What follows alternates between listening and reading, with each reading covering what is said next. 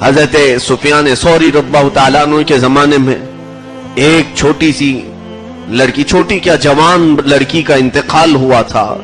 حضرت سفیان ثوری رضی اللہ تعالیٰ عنہ یہ بھی مشہور تابعی ہیں، فرماتے ہیں باپ کی اکلوتی تھی، باپ بہت پیسے والا تھا، ہر اس کی خواہش پوری کرتا تھا، لیکن جوانی میں مر گئی، قبر میں دفن کر دیا گیا۔ یہ بہت رویا۔ حضرت سفیان ثوری کے پاس آ کر کہتا ہے مجھے معلوم نہیں وہ دنیا ہوتی کیسی ہے، قبر کی دنیا کیسی ہوتی ہے۔ میری بیٹی بہت مجھے عزیز تھی، بہت پیاری تھی، دفن کر کے آنے کے بعد ایک ہی خواہش مجھے ستاتی ہے، کاش میں اس کی قبر کی زندگی کو ایک بار دیکھ لوں، وہ کیسے ہے، کس حالت میں ہے، میں ایک بار اس سے بات کر لوں۔ حضرت سفیان ثوری رضی اللہ تعالیٰ عنہ نے کہا آج رات جاؤ، یہ وظیفہ پڑھو اور اپنی ٹوپی دی یہ پہن کر سو جاؤ۔ وہ بندہ کہتا ہے میں آیا گھر، اس امام کے بتائے ہوئی بات پر عمل کیا، ان کی ٹوپی پہن کر سویا تو فوراً میں نے دیکھا حجابات ہٹ گئے ہیں، میں اپنی بیٹی کی قبر کے پاس کھڑا ہوں اور میں نے اس کو ایسی حالت میں دیکھا کہ جس کو میں بیان نہیں کر سکتا۔ میری بیٹی کے انتقال کو ایک ہی دن ہوا تھا، لیکن وہ ننگی پڑی ہوئی تھی، اس کے جسم پر کوئی لباس نہیں تھا، حد تو یہ ہے کہ اس کا سر اتنا بڑا کہ پہاڑ کی شکل اختیار کر گیا، بہت بڑی اور بھیانک شکل بنائی گئی۔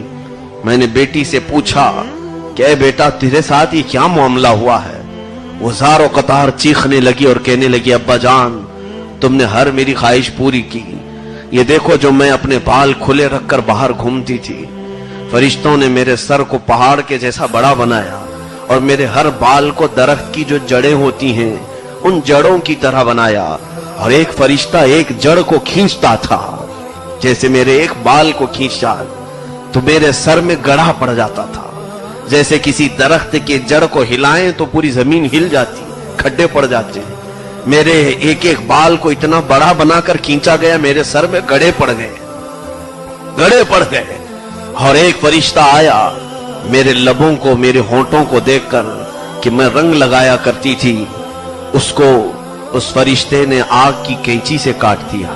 آپ دیکھیں کہ صرف میرے دانت دکھ رہے ہیں اور کچھ بھی نہیں دکھ رہا ہے، میرے جسم پر اب ہونٹ نہیں ہے، میرے چہرے پر صرف میرے دانت نظر آ رہے ہیں۔ وہ کہتی جا رہی تھی کہ میرے جسم کو میں نمائش کے لیے تیار کرتی تھی، میں لوگوں کو دکھانے کے لیے، زیب و زینت کے لیے تیار کرتی تھی۔ ابا جان کچھ ایسے فرشتے آئے جنہوں نے میرے کفن کو بھی ہٹا دیا اور مجھے دوزخ کا لباس سب سے پہلے پہنایا گیا۔ اس دوزخ کے لباس کو پہنتے ہی میرا جسم پیپ کی شکل اختیار کر گیا اور اتنا گلا کہ ایسا لگتا کہ اب کسی گٹر میں ڈال دیا جائے تو میرا جسم بہہ جائے گا۔ لیکن اچانک ایک فرشتہ پھر آیا اور کہا رب کا حکم ہے کہ اس کا جسم دوبارہ بنایا جائے، اس کو پھر سے دوسری چمڑی پہنائی جائے، یہاں تک کہ مجھے پھر دوسری چمڑی پہنائی گئی۔ یہ عذاب کل کی رات مجھے کئی ہزار مرتبہ دیا گیا ہے، ایک رات میں کئی ہزار مرتبہ مجھے چمڑیاں پہنائی گئی، کئی مرتبہ جسم بدلے گئے، اور صبح تک وہی ہوتا آیا ہے۔ میرے ناخنوں کو کھینچا گیا ہے، میری آنکھوں میں سلائیاں ڈالی گئی ہیں۔ اے میرے باپ، یہاں کا ایک پل ایک صدی سے بڑا ہے، یہاں کا ایک منٹ 100 سال سے بھی زیادہ لمبا ہے۔ آپ شاید مجھے کچھ قرآن پڑھایا ہوتا، آپ نے کچھ مجھے اللہ اور اس کے رسول کی باتیں سکھائی ہوتی تو میں ان ملائکہ کو کوئی تو بات کہہ کر کے بچ جاتی۔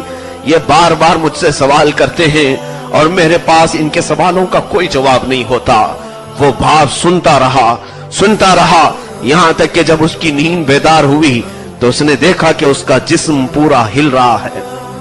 عزیزان گرامی، حضرت سفیان ثوری رضی اللہ تعالیٰ عنہ کے دربار میں حاضر ہوا اور کہا میں نے وہ کچھ دیکھا جس کے بعد اب دنیا میں کسی چیز کی لذت باقی نہیں رہ گئی۔ اب یہاں کا میٹھا نہیں لگتا ہے، یہاں کا نمکین نہیں لگتا ہے، حتیٰ کہ مجھے اب پانی بھی یہاں کا زہر لگنے لگا ہے۔ میں نے دودھ کو بھی دیکھا تو یہ مجھے شراب لگنے لگ گیا ہے۔ دنیا کی ہر چیز سے میری تمام چیزیں اٹھ گئی ہیں۔ اے میرے عزیزوں، آج یہ تمام باتیں صرف میں اس لیے عرض کر رہا ہوں، کیا ہم نے جینے کے آج طریقے ایسے بنا نہیں رکھے ہیں؟ یاد رکھو کہ تمہیں بھی اور مجھے بھی اور سب کو بھی اللہ کے نبی صلی اللہ تعالیٰ علیہ وسلم کے سامنے کھڑا کیا جانا ہے۔